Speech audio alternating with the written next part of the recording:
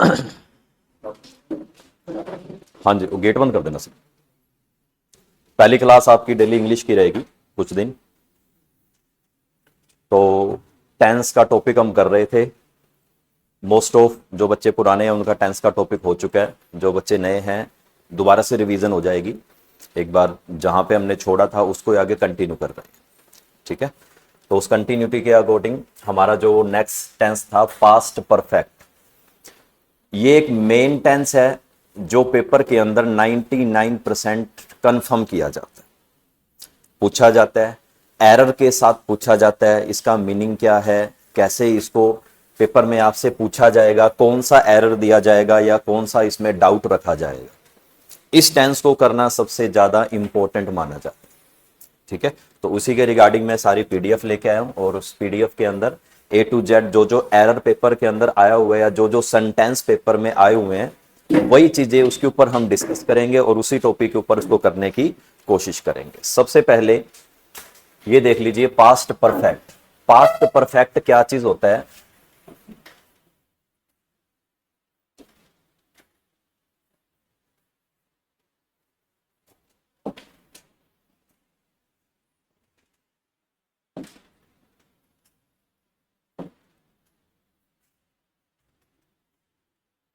Past का मतलब क्या होता है? भूतकाल।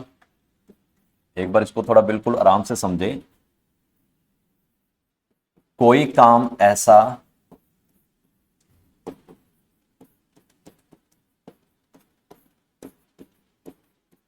जो कंप्लीट हो चुका था,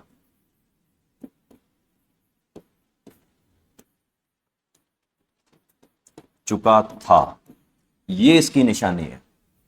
कोई काम ऐसा जो पास्ट में कंप्लीट हो चुका था।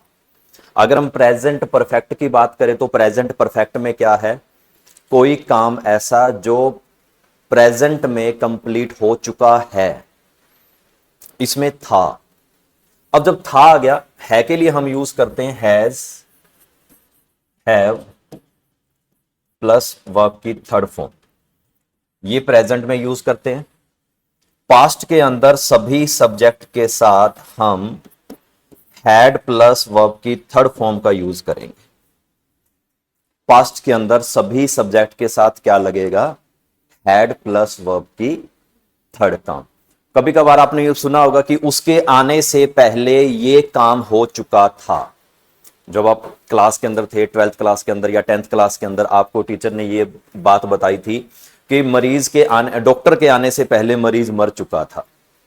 इस तरह का एक सेंटेंस करवाया गया ना, वो एक सबसे बड़ा एग्जाम्पल माना जाता था उस सेंटेंस का। किसका? पास्ट परफेक्ट का। कि डॉक्टर के आने से पहले मरीज मर चुका था, यानी कि डॉक्टर अभी पहुंचा नहीं है और मरीज पहले ही कंप्लीट हो चुका है, यानी कि मर चुका है, डेड हो चुका है। तो इसका मतलब ये, कोई काम ऐसा किसी के होने से पहले या किसी के होने के बाद वो काम अपने आप में कंप्लीट हो चुका था, वो क्या कहलाता है? पास्ट परफेक्ट टेंस कहलाता है। क्या कहलाता है?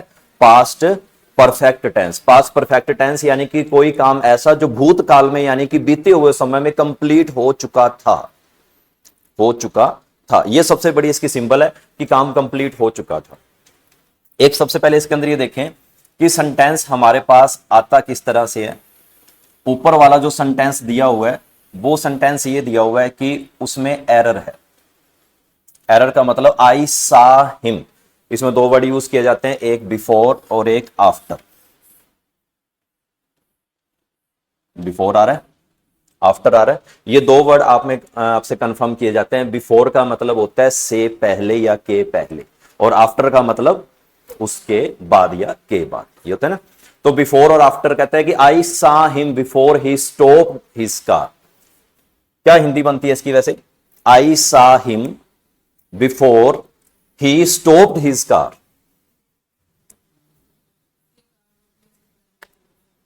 उसके देखा, हाँ जी। आई सा हिम, आई सा हिम मतलब कि मैंने उसे देखा। कब देखा?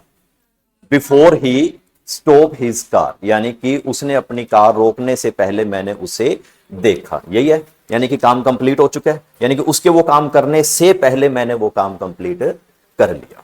अब इसके अंदर एरर क्या है? हमें एरर के अंदर क्या चाहिए होता है, एरर मतलब कि सेंटेंस अपने आप में कंप्लीट कैसे होगा, कहता है कि जब ये हमारा एक ऐसा फॉर्मूला है, एक्शन वन यानी कि जो सब्जेक्ट है, अगर सब्जेक्ट से पहले यानी कि पास्ट परफेक्ट टेंस, अगर यहां पे अपने को पास्ट परफेक्ट टेंस दिखाई देता है तो उसके बाद हमेशा वर्ब की सेकंड फॉर्म का यूज होगा। अभी मैं इसको जूम करके दिखाता हूं।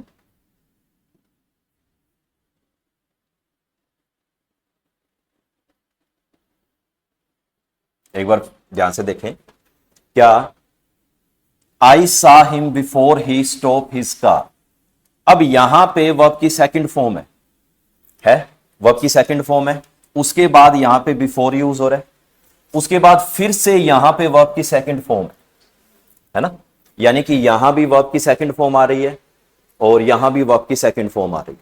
लेकिन अपने को चाहिए क्या, हैड प्लस वर्ब की थर्ड फॉर्म, यही चाहिए ना अपने को, क्या चाहिए, हैड प्लस वर्ब की थर्ड फॉर्म। अब हैड प्लस वर्ब की थर्ड फॉर्म ये है, जब सेकंड सेंटेंस इसका आएगा बिफोर या आफ्टर के बाद वाला, उसके अंदर सब्जेक्ट के बाद 101% वर्ब की सेकंड फॉर्म आएगी। ये एरर होता है पेपर के अंदर, या तो यहां पे वो सेकंड फॉर्म दे देगा या यहां पे सेकंड फॉर्म दे देगा, लेकिन एक दोनों सेकंड फॉर्म कभी भी नहीं आएगी, दोनों ही फर्स्ट फॉर्म कभी इकट्ठी नहीं आती एक ही सेंटेंस में। जो टाइम होता है, टाइम मतलब जो टेंस है वो टाइम की बात कर रहे हैं ना, तो टाइम के अकॉर्डिंग नॉर्मल सी बात है, टाइम अप और डाउन तो होगा ही। अगर टाइम पहले है तो दूसरे टाइम में दूसरे टाइम की बात कर रहा है दूसरे सेंटेंस में, अगर टाइम बाद में है तो दूसरे सेंटेंस में पहले टाइम की बात कर रहा है, मतलब दोनों टाइम अलग अलग होंगे। अलग अलग होने का मतलब क्या, आई हैड सीन हिम, मैंने उससे देखा। अब ये देखिए हैड प्लस वर्ब की थर्ड फॉर्म का यूज हो रहा है,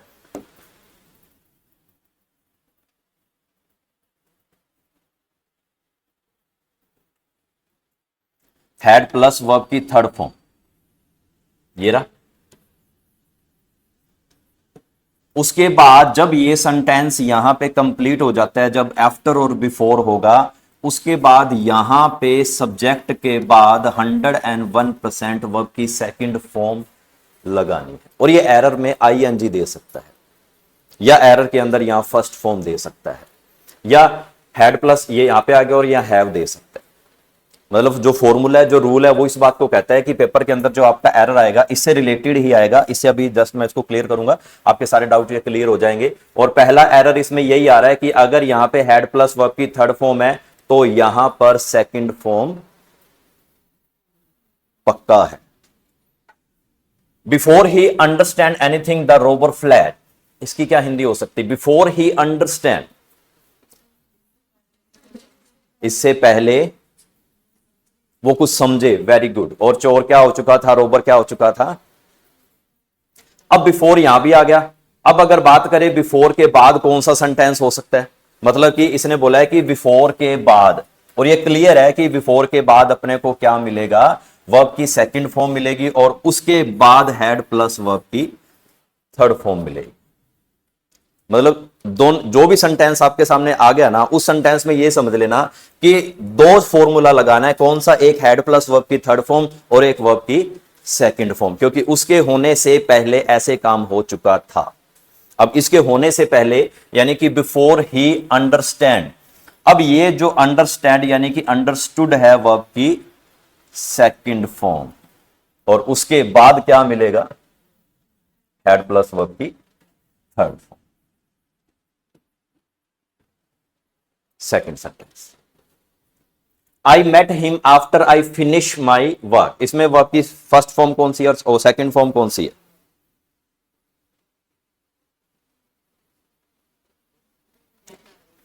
वर्ब की सेकंड फॉर्म कौन सी है, मेट हो गई, मेट वर्ब की सेकंड फॉर्म होगी। सेंटेंस पेपर में ऐसे आएगा, मतलब ये देखिए बराबर में क्रॉस लगा हुआ है, यानी कि सेंटेंस पेपर में ऐसे आएगा और अपने को इस तरह से उसे क्लियर करना होगा।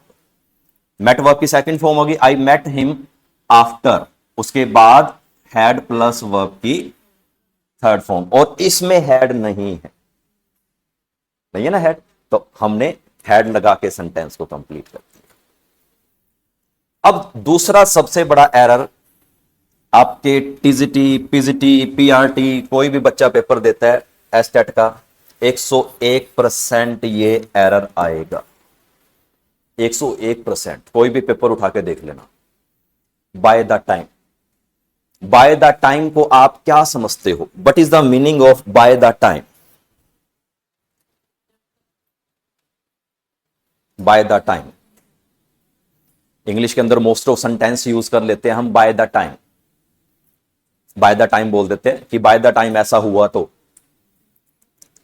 है ना, ऐसा ना, बाय द टाइम। एक्चुअली में बाय द टाइम का मतलब होता है कि पुरानी बातें, पुरानी। अब ये जो काम है वो पास्ट की है ना, पास्ट की बात कर रहा है, तो इसका मतलब पुरानी बातों की बात कर रहे हैं ना, पुराने टाइम की बात, एक समय की बात है।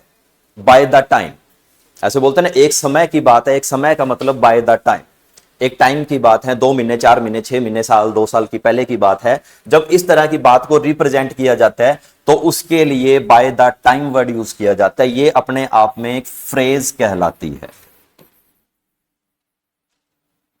बाय द टाइम अपने आप में क्या है? एक फ्रेज है। हो सकता है कि पेपर में यह भी कंफर्म कर ले कि बाय द टाइम क्या है, तो एक फ्रेज है। ठीक है, फ्रेज वर्ड यूज किया जाता है। फ्रेज क्या है, आगे वाले टॉपिक में चलेंगे। By the time I reach the theatre the show start, same to same वही, बाय द टाइम आ गया। उसके बाद यहां पर वर्ब की सेकंड फॉर्म, फिर उसके बाद हैड प्लस वर्ब की थर्ड फॉर्म। हो सकता है कि ये सेंटेंस ना भी आए, ये सेंटेंस ना भी आए, पेपर के अंदर वो आपसे ये कंफर्म करेगा, जैसे कुछ लिख देगा, bye the time I will do, bye the time I do it, ये लिख देगा सिंपल। लेकिन ये कंफर्म है जहां पर बाय द टाइम आ गया उसके बाद 101% वर्ब की सेकंड फॉर्म का यूज। ये सबसे बड़ा एरर। ये पेपर में लिखा होगा, या फर्स्ट फॉर्म का यूज कर सकता है, या विल शैल का यूज कर सकता है, या मतलब कि इज एम आर का यूज कर सकता है। ये प्रेजेंट टाइम को रिप्रेजेंट कर रहे हैं सारे के सारे, ये फ्यूचर टाइम को रिप्रेजेंट कर, वॉज वर नहीं आएगा। क्यों नहीं आएगा? क्योंकि वो सेकंड फॉर्म है। ये ना, सेकंड फॉर्म ही उसने कंफर्म करनी है। तो सेकंड फॉर्म जब कंफर्म करनी है तो बाय द टाइम अगर कहीं पर आ गया तो बाय द टाइम का मतलब ये है कि उसके बाद अपने को क्या मिलेगा? सेकंड फॉर्म ही लगानी होगी। और सेकंड फॉर्म ये देखिए, आई reach the theatre, I reach the theatre, the show had started. अगर उसके बाद अगर वो सेंटेंस कंफर्म करता है कि आगे कौन सा सेंटेंस आएगा, तो हैड प्लस वर्ब की थर्ड फॉर्म। नहीं तो बाय द टाइम के टाइम को सेंटेंस को खत्म कर देगा बाय द टाइम लगा के, और उसके बाद वो ये पूछ लेगा कि इसके बाद यहां पे क्या आएगा। यहां पर उसके बाद वर्ब की सेकंड फॉर्म ही आएगी। अगर आगे कंफर्म करता है तो हैड प्लस वर्ब की थर्ड फॉर्म, क्योंकि bye the time second form, had plus verb की थर्ड फॉर्म। आगे ना, ये 3 एरर पेपर के अंदर 101% आते होते हैं, और इसी से मिलते जुलते आपके सारे के सारे सेंटेंस आपसे पूछे जाते हैं। बाकी जो होते हैं वो फॉर्मेलिटीज होती हैं, रिवीजन होती हैं, करनी पड़ती हैं। करने का मतलब कि हाँ भी कोई ना बाई चांस आई जाए किसी ना किसी तरीके से, लेकिन फिर भी अपने को सारी की सारी प्रिपरेशन लेकर चलनी पड़ेगी। अगला सेंटेंस आप कीजिए।